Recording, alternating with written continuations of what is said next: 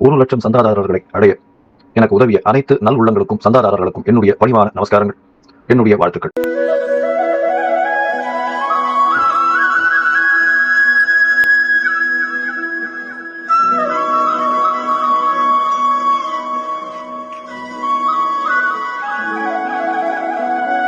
ஞானானந்தமயம் தேவம் நிர்மலஸ்படிகாகிருதிம் ஆதாரம் சர்வ வித்யானாம் ஹயக்ரீவம் உபாஸ்மகே. நேயர்கள் அனைவருக்கும் அஸ்ட்ரோ KS ஐயங்காரின் பணிவான நமஸ்காரங்கள். சக்தி ஜோதிட குழுவின் சார்பாக அஸ்ட்ரோ KS ஐயங்கார் ஆகிய நானும் ஐயா ஹரிஹர சர்மா அவர்களும் சேர்ந்து வருட பலன் எப்படி இருக்குது அப்படின்றத பார்க்கலாம். அதாவது பராபவ வருஷம் அப்படின்றது தமிழ் வருஷத்தின் 40வது வருஷம். இந்த தமிழ் வருஷத்தின் 40வது வருஷத்தில் பிறக்கும் பொழுது, அதாவது 14/4/2026 14/4/2027 வரையில் உண்டான பலன்களை பற்றி இப்போ நம்ம பார்க்க போகிறோம். இதில் என்னென்ன மாற்றங்கள் வருது, கோல்சாரங்கள் என்னென்ன மாறுது, பொதுவாக உலகத்துக்கு எப்படி இருக்கும், இந்திய திருநாடு எப்படி இருக்கும், தமிழ்நாட்டில் நம்ம எப்படி இருக்க போகிறோம், அந்த ஒரு பெரிய மாற்றங்கள் என்னென்ன ஏற்றங்கள் வரப்போகிறது, அதாவது ஆண்களுக்கு எப்படி இருக்கும், பெண்களுக்கு எப்படி இருக்கும், குழந்தைகளுக்கு எப்படி இருக்கும், படிக்கக்கூடிய மாணவ மாணவியர்களுக்கு வேலை வாய்ப்பு, தொழில், இது எல்லாமே இந்த வருஷம் நல்லது எப்படி நடக்கும், நல்லது எப்படி போகும் அப்படின்றத பற்றி ஐயா ஹரிஹர சர்மாவை நம்ம கேட்போம். அனைவருக்கும் சக்தி ஜோதிட குழுவின் சார்பாக பணிவான நமஸ்காரங்கள். இப்போ இந்த வருஷம் பார்க்க போகிறது பராபவ வருஷம். இந்த பராபவ வருஷம் அப்படின்றது தமிழ் வருஷம் அப்படின்றது மொத்தம் 60 ஆண்டுகள். இந்த தமிழ் வருஷம் 60 ஆண்டுகளை நம்ம எங்கே பார்க்கலாம் அப்படின்னாக்க, தகப்பனுக்கு உபதேசம் கொடுத்த சுவாமிமலை சுவாமிநாத சுவாமி கோயிலில் இந்த 60 வருஷத்துக்கும் 60 படிகள் இருக்கும். அப்போ நம்ம ஒவ்வொரு வயசை கடக்கும்பொழுது அந்த ஒவ்வொரு படிகளை கடக்கும்பொழுது 60 ஆண்டுகளை கடக்கிறோம். அப்படி வரக்கூடிய காலகட்டங்களில் இப்போ வர்றது 40வது வருஷம். இந்த 40வது வருஷம் அப்படின்னாலே நம்மளுடைய நியூமராலஜி படி 4 அப்படின்றது ராகுவை குறிக்கக்கூடியது. இதில் இன்னொரு விசேஷம் என்ன அப்படின்னாக்க, இந்த வருஷம் பிறக்கக்கூடிய நாள் அப்படின்றதே செவ்வாய்க்கிழமையில் பிறக்குது. மிக பரம பவித்திரமான நாள்.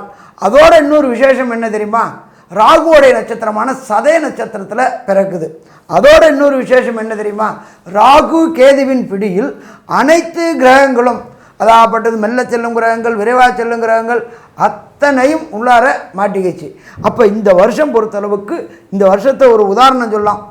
ராகு கேதுவின் பிடியில் அனைத்து கிரகங்களும் மாட்டினாக்க கால சர்ப தோஷம் தோட இந்த வருஷம் பிறக்குது. நம்ம என்ன பண்ணுவோம், ராகு அப்படின்னாலே பிரம்மாண்டம் பிரம்மாண்டம் பிரம்மாண்டம். அப்போ இப்படி ஏற்பட்ட பிரம்மாண்டமான நிகழ்வுகள் எல்லாம் நிகழுமா? கண்டிப்பாக நிகழும். ஏன் நிகழும் அப்படின்னாக்க, இந்த வருஷத்துடைய ராஜா தனக்காரகனான குரு பகவான். குரு அப்படின்றது தனத்துக்கு அதிபதி மற்றும் புத்திரருக்கு அதிபதி. அப்படியேற்பட்ட வசந்த குரு பகவானை ராஜாவாக கொண்டும், மந்திரியா அங்காரகன் நிலத்துக்கு அதிபதியான செவ்வாயை அதிபதியாக கொண்டது. இந்த காலகட்டங்களில் நிலங்கள் விலை உயரக்கூடிய வாய்ப்புகள் உண்டு. ரியல் எஸ்டேட் தொழில் சீரும் சிறப்படைய வாய்ப்புகள் உண்டு. சேனாதிபதி சந்திரன், மனோகாரகனான சந்திரன். பால் உற்பத்தியில் நல்ல புதிய புதிய மாற்றங்களும் புதிய புதிய ஏற்றங்களும் நடக்கக்கூடிய வாய்ப்புகள் இந்த காலகட்டங்களில் இருக்குமா? கண்டிப்பாக இந்த காலகட்டங்களில் இருக்கும். ராகுவோடைய நட்சத்திரத்தை பிறக்கிறதுனால ஒரு சில காலகட்டங்களில் குரு மாறக்கூடியது அப்படின்றது வரக்கூடிய 26/6/5/2026 அன்றைக்கி மாறுற வரையிலும் வளைகுடா நாட்டில் இந்த போர்கள் தணிஞ்சு திருப்பி போர்கள் வரக்கூடிய வாய்ப்புகள் உண்டு. இது முற்றிலும் தொடை தெரியக்கூடிய காலகட்டங்கள் அப்படின்றது நவம்பர் மாதம் ராகு கேது மாறும் பொழுது முற்றிலும் தொடர்த்தெடுக்கப்படும். அதே போல் எண்ணெய் விலைகள் ஏறக்கூடிய விலைகள் உண்டு. அதாவது க்ரூட் ஆயில்னு சொல்கிறோம்ல, பெட்ரோல், நாப்தலின், டீசல், இது தயாரிக்கக்கூடியது மாறக்கூடிய, விலைவாசி உயரக்கூடிய வாய்ப்புகளும் உண்டு. நாட்டிற்கு நல்ல எதிர்காலம் இருக்குமா? எதிர்காலம் இருக்கும். இப்படி இருக்கக்கூடிய காலகட்டங்களில் இந்த பராபவ வருஷம் பிறக்குது. சரி, இதில் என்னென்ன கோள்கள் எந்தெந்த இடத்துல இருக்கிறாங்க, இவங்க என்னென்ன நன்மையை செய்வாங்க அப்படின்றத நம்மளோட அஸ்ட்ரோ KS ஐயங்காரவங்க சொல்லுவாங்க. ஐயா, அற்புதமாக சொன்னீங்க. இந்த வருஷத்தினுடைய மாற்றங்கள் என்ன அப்படின்னு பார்த்தோம்னா, குருவினுடைய மாற்றம் இருக்குது. 26/6/2026 அப்போ குரு மிதுனத்திலிருந்து கடகத்துக்கு போய் உச்சம் பெறக்கூடிய வாய்ப்புகள் மிகவும் அதிகம். அதாவது கடகத்துக்கு போனாலே உச்சம் பெற்று மிகப்பெரிய மாற்றத்தை ஏற்படுத்தக்கூடிய காலகட்டமாக அமையும். அதற்கு பிறகு பார்த்தேனால் 13/11/2026 ராகு கேத்துவின் பெயர்ச்சி. ராகு மகரத்தில் மகர ராகு அப்படின்னு சொல்லக்கூடியது மிகப்பெரிய விசேஷம். ஏன்னா ராகு இருக்கக்கூடிய வீடுகள்லேயே மகரத்தில் இருந்தார்னா மிகப்பெரிய ஏற்றத்தை கொடுப்பார் அப்படின்னு சொல்லக்கூடியது. அது தவிர பார்த்தேன்னா அதாவது மேஷம், ரிஷபம், கடகம், கன்னி இதெல்லாம் இருக்கக்கூடிய இடத்துல இருந்தாரே ஆனால் ராகு பெரிய ஏற்றம் கிடைக்கும்னு சொல்கிறது. அதில் மகரமும் ஒரு வீடு. சரி, இந்த மகரத்தில் ராகு வர்றதும் கடகத்தில் கேது வர்றதும் பெரிய மாற்றத்தை ஏற்படுத்தக்கூடிய வாய்ப்பு. அது தவிர பார்த்தேனால் 10ஆம் மாதம் குரு கடகத்திலிருந்து சிம்மத்துக்கு போகிறார். கடகத்திலிருந்து சிம்மத்துக்கு போய் அவர் ஒரு பெரிய மாற்றத்தை ஏற்படுத்துகிறார். மொத்தத்தில் பார்க்கும்பொழுது இந்த வருஷத்தில் பெரிய கிரகங்கள்னு சொல்லக்கூடிய வருட கிரகங்கள்னு சொல்லக்கூடிய சனி, குரு மற்றும் ராகு கேத்துவின் மாற்றம் ஏற்றம் இருக்கக்கூடிய காலகட்டமாக அமையிறது. இதனால் பார்த்தீங்கன்னா உலக பொருளாதார நிலைமை நல்ல ஒரு பெரிய ஏற்றத்தை கொடுக்கும். அதாவது US டாலர்ஸ் ஸ்ட்ரெங்தன் ஆகக்கூடிய வாய்ப்புகள் ரொம்ப அதிகம். அது தவிர இந்த வருஷத்தில் ஆரம்பத்தில் பார்க்கும்பொழுது சில வீழ்ச்சிகள் தென்பட்டாலும் ஷேர் மார்க்கெட்டில் வருஷ கடைசியில் பார்க்கும்பொழுது பெரிய ஏற்றம் கிடைக்கும். 90லேருந்து 95,000 பாயிண்ட், 93லேருந்து 95,000 சென்செக்ஸ் இண்டெக்ஸ் போகக்கூடிய வாய்ப்புகள் மிகவும் அதிகமாக இருக்கும். அதுவும் இந்த நான் கன்வென்ஷனல் எனர்ஜின்னு சொல்லக்கூடிய இந்த காற்று ஆலைகள், அது தவிர சோலார், இந்த மாதிரியான விஷயங்கள் மூலியமாக எலக்ட்ரிசிட்டியை உற்பத்தி பண்ணி அதன் மூலியமாக மிகப்பெரிய ஏற்றம் கிடைக்கக்கூடிய காலகட்டமாக அமைய போகிறது. அதாவது பசுமை புரட்சின்னு சொல்லுவாங்க இல்லையா, பசுமை எலக்ட்ரிசிட்டின்னு சொல்லுவாங்க இல்லையா, அந்த மாதிரி நம்ம ஆயிலே எடுக்காமல் அந்த அளவுக்கு பண்ணக்கூடிய வாய்ப்புகள் உண்டு. இந்த வருஷம் பார்த்திங்கன்னா தங்கத்தினுடைய விலை 12,000 to 15,000 ரேஞ்சிலேயே தான் போகும். அதற்கு மேலே போகக்கூடிய வாய்ப்புகள் கம்மி. அது தவிர சில்வரினுடைய வேல்யூ கிட்டத்தட்ட 380லேருந்து 400 ரூபாய் 1 கிராம் வரக்கூடிய, அதாவது 4 லட்சம் ரூபாய் வரலும் வரக்கூடிய வாய்ப்புகள் உண்டு. ஏற்கனவே நாங்கள் போன இதுலேயே சொல்லியிருந்தோம். அதாவது மாசி மாதத்துலேயே சில்வர்னுடைய விலை ஏறும் அப்படின்னு சொல்லியிருந்தோம் போன வருஷத்துலேயே. அதே மாதிரியே 400 ரூபா வரலும் டச் ஆச்சு. இந்த வாட்டியும் சொல்கிறோம், திருப்பியும் 400 ரூபா வரலும் டச் ஆகி திருப்பி இறங்கக்கூடிய வாய்ப்புகள் மிகவும் அதிகமாக இருக்கும். இந்த வருஷம் பார்த்தலையானால் நிச்சயமாக பெண்களுக்கு சற்று பின்னடைவு இருக்கக்கூடிய வாய்ப்புகள் நிச்சயமாக இருக்கும். ஏன்னா சுக்கிரன் சூரியனோடு சேர்ந்து இருக்கிறதுனால ராஜாவின் ஆளுமை மிகவும் அதிகமாக இருக்கக்கூடிய வாய்ப்புகள் மிகவும் அதிகம். மே மாதத்திற்கு அப்புறம் பார்த்தீர்களேனால் போராட்டங்கள் எல்லாமே குறையக்கூடிய வாய்ப்புகள் உண்டு. ஏன்னா சனியை குரு பகவான் பார்க்கறதுனால போராட்டங்கள் கம்மியாகும். மே மாதம் வரலும் சனி செவ்வாயினுடைய சேர்ப்பு இருக்கிறதுனால 2026 மே மாதம் வரலும் பார்த்தீங்கன்னா சனி செவ்வாயினுடைய சேர்ப்பு இருக்கிறதுனால போர் அபாயங்கள் அதிகமாக தென்படக்கூடிய காலகட்டமாகவே அமையப்போகிறது. அதனால் மொத்தத்தில் பார்க்கும்பொழுது பொருளாதாரத்தில் இந்திய பொருளாதாரம் நல்ல ஒரு ஏற்றம் இருக்கும். சேஃப் டெஸ்டினேஷன் சொல்லக்கூடிய அளவு இருக்கும். படிக்கக்கூடிய மாணவர்களுக்கு சிறு சிறு தடங்களை தாண்டி போக வேண்டிய கட்டாயம் இருக்கும். அதிகமாக படிப்புக்கு செலவு பண்ண வேண்டிய கட்டாயம் வரக்கூடிய வாய்ப்பு, பணம் புழக்கம் கொஞ்சம் அதிகமாக இருக்கக்கூடிய காலகட்டமாக அமைப்பது. ஏன்னா குரு உச்சம் பெறுறதுனால பணப்புழக்கம் கொஞ்சம் பெட்டராகவே இருக்கும், கவலைப்பட தேவையில்லை. இந்த வருஷம் பார்த்தீங்கன்னா மழையும் மிதமான மழையாக இருக்கும். அது தவிர உங்களுக்கு சில இடத்துல வெள்ளம் வரும், தேவையற்ற உயிரிழப்புகள், இந்த ட்ரெயின் அந்த மாதிரியான சம்பந்தப்பட்ட நெருப்பு சம்பந்தமாக உயிரிழப்புகள் இந்த வருஷம் வரக்கூடிய வாய்ப்புகள் நிச்சயமாக உண்டு. சரி, இந்த வருஷம் ஒரு ராசியாக மேஷம் முதல் மீனம் வரை என்னென்ன மாற்றங்கள் வரும் அப்படின்றத இப்போது ஒன்றொன்னா பராபவ வருஷம் 14/4/2026 14/4/2027 வரலும் உண்டான காலகட்டத்தில் எப்படி இருக்குன்னு பார்க்கலாம். அன்பார்ந்த விருச்சிக ராசி என்பர்களே, கடந்த காலகட்டங்களில் அர்த்தாசிரம சனியினால் அசிங்கங்கள், அவமானங்கள், அவப்பெயர்கள், செய்யாத தப்புக்கு தண்டனைகள், உடல்நல ரீதியான தொந்தரவுகள் அத்தனையும் இருந்து அவதிப்பட்டுக்கிட்டு இருந்தீங்க. இதை தவிர 8ல் குரு இருந்து மன கஷ்டங்கள், மன கிளேச்சிமங்கள், சேமித்த சேமிப்புகள் கரைஞ்சிக்கிட்டு இருந்துச்சு. இப்போ அதை விட்டு இந்த பராபவ வருஷத்தில் விடுதலை விடுதலை விடுதலை. புகழ்ஸ்தானத்தில் குரு பகவானுடைய வீட்டில் சனி பகவான் போகிறாரு. அப்போ அந்த சனி பகவான் போகும்போது கடந்த காலகட்டங்களில் உங்களுக்கு கிடைக்க வேண்டிய புகழ், உங்களுக்கு கிடைக்க வேண்டிய பதவி, உங்களுக்கு கிடைக்க வேண்டிய பண வரவு அத்தனையும் கொடுப்பார். என்ன சாமி 5ல் சனி பகவான் உட்கார்ந்துருக்கிறாரு, அவர் புகழை கெடுப்பாருன்னு தானே ஜோதிஷ சாஸ்திரம் சொல்லுது, நீங்கள் என்னென்னா புகழை கொடுப்பாருன்றீங்களே? கண்டிப்பாக பார்த்துக்குங்க. குரு பகவான் மாறக்கூடிய காலகட்டங்கள் 26 மே 2026. 8லேருந்து 9ஆம் இடத்துக்கு போகிறாரு. 9ஆம் இடம் கடகம் அப்படின்றது அவர் உச்சம் கொடுக்கக்கூடிய வீடு. அவருடைய விசேஷ பார்வையான 9ஆம் பார்வையாக அவருடைய வீட்டையும் அவருடைய வீட்டில் உண்டான சனி பகவானையும் பார்க்குறாரு. கடந்த காலகட்டங்களில் ஏற்பட்டிருக்கின்ற அவமானங்கள், அசிங்கங்கள் அத்தனையும் ரிலீஃப் ஆகும். கடந்த காலகட்டங்களில் கடன் வாங்கி ஒரு கடனுக்காக இன்னொரு கடன் வாங்கிட்டு இருந்த விருச்சிக ராசி என்பவர்களுக்கு அகப்பட்டவனுக்கு அஷ்டமத்தில் சனி, ஓடிப்போனவனுக்கு 9ல் குரு. அப்போ 5ஆம் இடத்துல சனி பகவானும் 9ஆம் இடத்துல குரு பகவானுடைய பார்வையில் சனி பகவானும் இருக்கக்கூடிய காலகட்டங்களில் உங்களுக்கு சுயமுயற்சி எப்பொழுதுமே குரு பொறுத்தளவுக்கு ராசியை பார்க்கும்பொழுது வெற்றி கிடைக்கக்கூடிய வாய்ப்புகள் உண்டு. அப்போ பார்த்தோம்னாக்க உங்களுடைய ராசி அதிபதியான செவ்வாய்.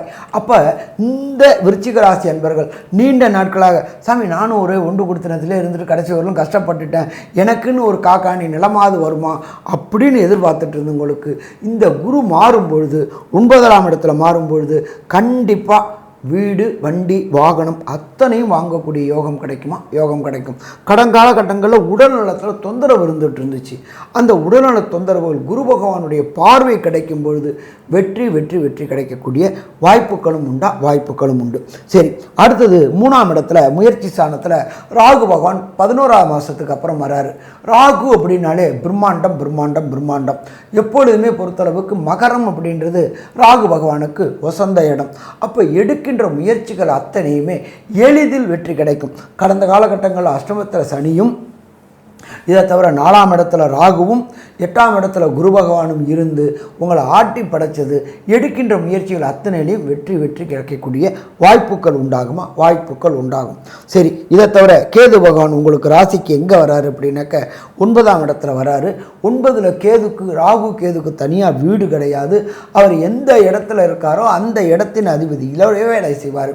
அப்போ உங்களை பொறுத்தளவுக்கு நீண்ட நாட்களாக வெளியூர், வெளிமாநிலம், வெளிநாடு போய் வேலை பார்க்கணும்னு நினச்சவங்க, படிக்கணும்னு நினைச்சவங்க அத்தனை பேருக்கும் படிப்புக்கு உண்டான பொருளாதாரம் கிடைக்கும்.